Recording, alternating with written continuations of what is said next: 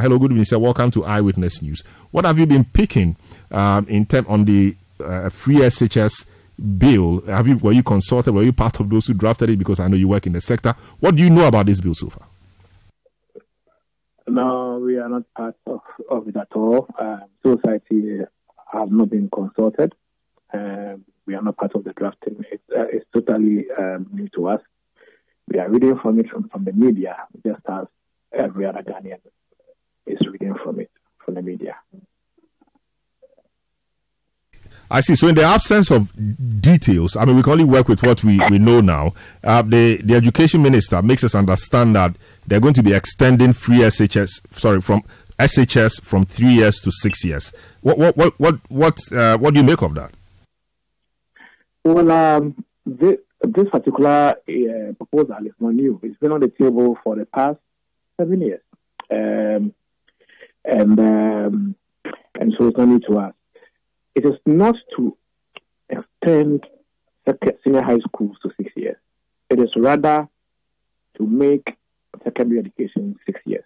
So secondary education is different from senior high school. So the whole idea is to enhance the content of junior high school's curriculum and such a manner that junior high schools, by way of their content and learning outcomes and everything, aligns with senior high schools than primary schools or basic schools. So junior high schools will remain where they are structurally, but then content-wise, there will be that symbiotic relationship between the content in junior high schools and senior high schools. So junior high schools will remain physically where they are, but then they would be as part of the secondary education system. But so it's not that senior high schools will be 6 years. Senior high schools will remain 3 years.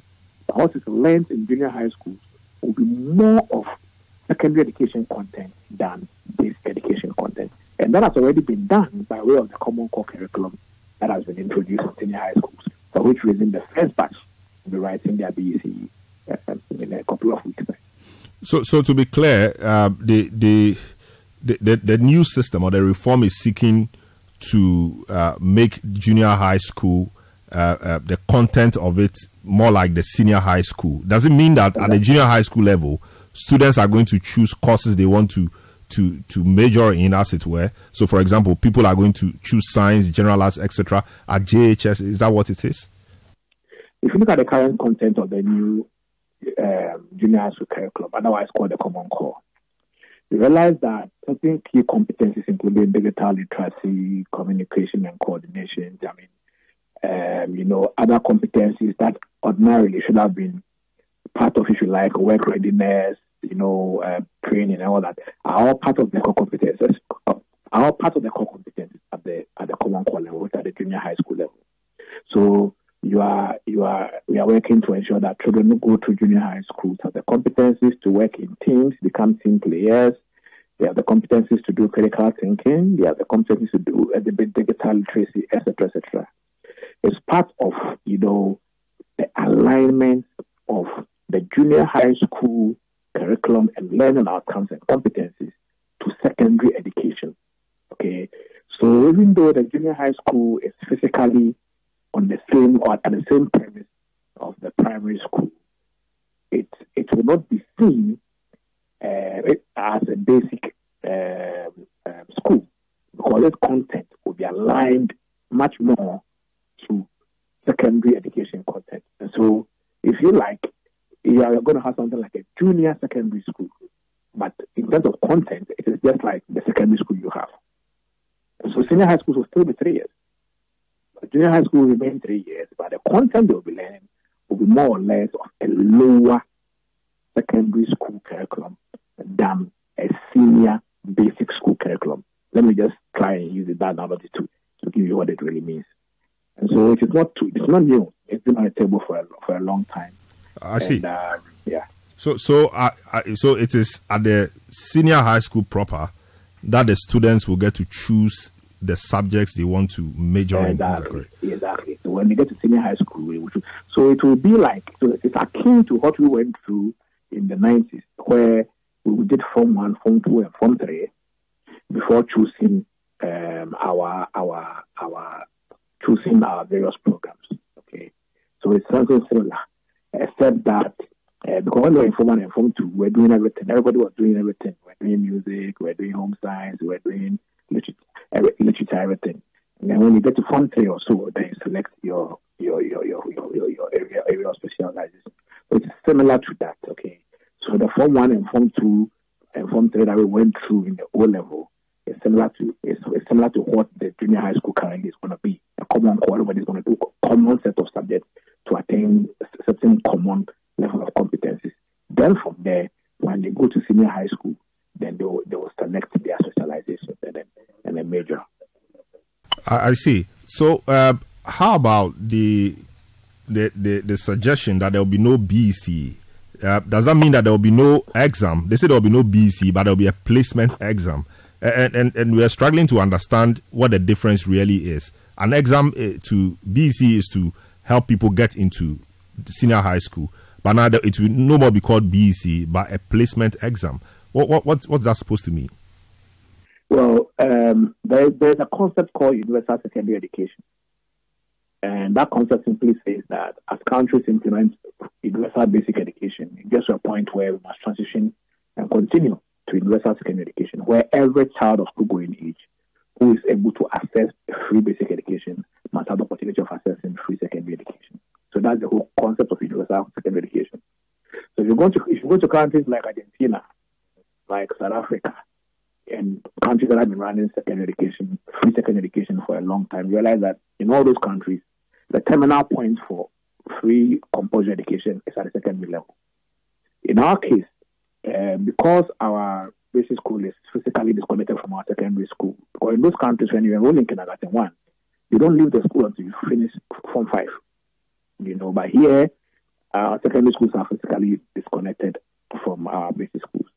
And so, by applying the concept of universal secondary education, we are seeking to have a policy where the first terminal point in our pre-tertiary education system should be at WASI level. It means that between primary 6 and junior high school 1, between junior high school 3 and senior high school 1, there won't be any terminal point, or there won't be any external assessment as there is now in the form of the BEC. Note that the BEC exists primarily today, from our perspective, because there should be the basis to determine who goes to Wesley Girls and who doesn't go to Wesley Girls. That is basically, so far as we are concerned, that's the essence of the BEC today. And so, if we have an alternative to determining school placement, then obviously the BEC will not win it again. The BEC is a local match. It's not an international examination. It's not what we are doing with Nigeria or any other country. It's a local match. It's just for Ghana, for our own purposes. And so removing BEC means that, yes, you're not going to have any terminal examination at that point. It means that between junior high school 3 and senior high school 1, everybody will be able to enter senior high school. Whether you have a grade 9 or you have a grade 1, you will be able to go to free secondary education in Ghana. That is the meaning of removing BEC. Now, we are informed that among other, there are considerations to use the NST, that's the National Standardized Test, which will be, if you look at the NST's framework, the NST is supposed to be conducted in primary 2, primary 4, primary 6, junior high school 2, every 2 years. Okay, so the idea is to use the junior high school 2 NST results to inform school placement. I don't know whether it is still the same as in the bill, but that is what has been along the corridors of policy for some time now. So if that is so, then it means that at junior high school 2, an NST will be conducted, perhaps in maths, English, and science. And then, because the NST is only the 3 main proficiencies. And then the results will be used to determine who goes to school A or school B. That particular proposal is innovative, it's cost efficient because it is cheaper to run NST in 3 subjects than to run a BEC in 6 or 8 subjects. We are doing about 95 million a year on BEC. If we are doing NST, I'm sure we should be doing less than half of that. So we are saving about 50 million Ghana cedis. That is one. But apart from that, also it reduces the stress level to students instead of having to write about 8, 9, 10 subjects at BEC, stress that comes with this, what we call high-stake examination. We will now have to write an NST comprising just 3 subjects. And so that is another advantage. But the other demerits, the first demerit is that we haven't mastered the NST properly. The 2022 NST results came out in 2024. You understand? So if you are going to use NST results to determine placement, then it means that we have to follow the NST schedule very well. Such that if we do NST this year, the results should be ready this year and not after 1 year. If that happens, then it means that you will not have the basis to do your placement well. The second is that the NST, our monitoring,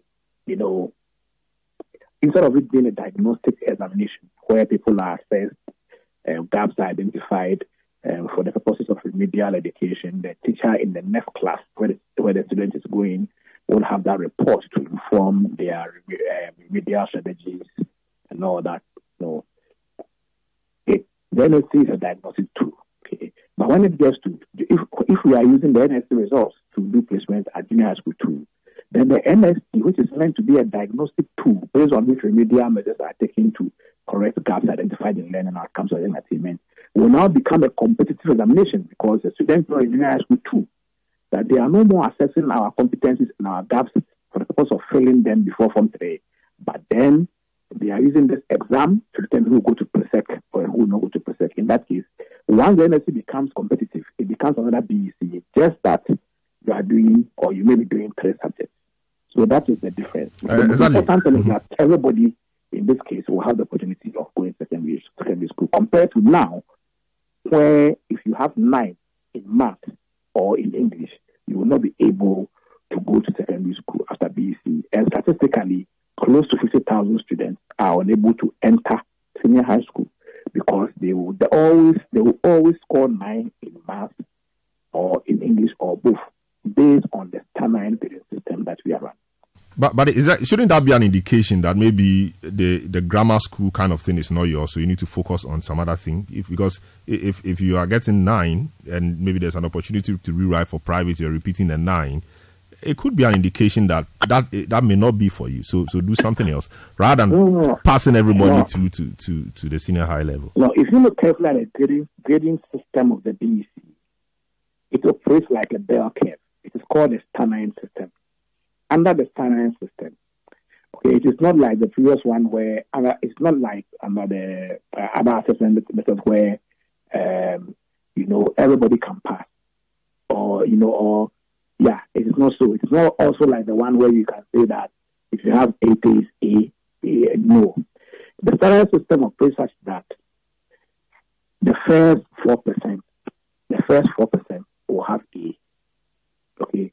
The second 7% will have B. And I think the third 12% will always have C. It goes all the way, like a bell curve. It gets with peak and then it counts down again. At the last end, you have the last 4% getting F, which is 9. So no matter what you do under BEC, you have 4% getting grade A. And then you have 4% getting grade 9. That is how the standard grading system is designed. Unless, of course, once you are running the standard at BEC, there will always be a statistical 4% that will get 9 in math, and a statistical 4% that will get 9 in English. And those people who can never make it to senior high school because the placement requirement is, among others, such that you shouldn't have had 9 in math or English to be able to be considered for placement. So in that case, this will be removed, and then the MSc, if that is what is proposed, will replace same, so that everybody, whether you have 1 or you have 9, there will be a seamless transition from basic school to secondary school. Very well. Thank you so much. Kofi Asare, Executive Director, Africa Education Watch, for bringing us some insight on this new thing.